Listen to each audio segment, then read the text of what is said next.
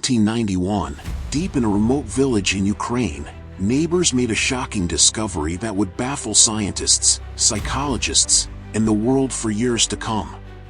A young girl, no older than 8, was found living among a pack of wild dogs. She ran on all fours, barked instead of speaking, and bared her teeth like a wolf when approached. Her name was Oksana Malaya. But how did this happen? How did a human child end up being raised by animals? Let's go back to the beginning.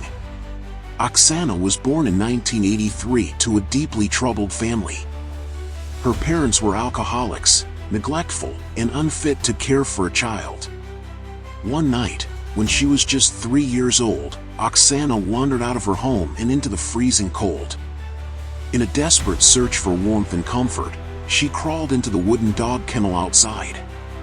It was there, among a pack of stray dogs, that she found something she had never received from her parents: care, protection, and companionship. And so, she stayed.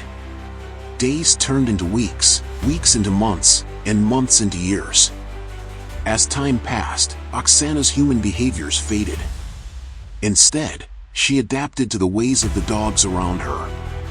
She ran on all fours, licked her wounds instead of crying, and survived on raw meat and scraps. She even barked to communicate, growled when she was threatened, and learned to hunt like her canine family. For 5 years, the dogs were her only companions. They kept her warm in the brutal winters, shared their food, and treated her as one of their own. Then, everything changed. One day, villagers caught sight of a wild-looking child running among the dogs. They alerted the authorities, and when they arrived, what they saw was unlike anything they had ever encountered before. A little girl, covered in dirt, with tangled hair, sharp, piercing eyes, and the mannerisms of an animal.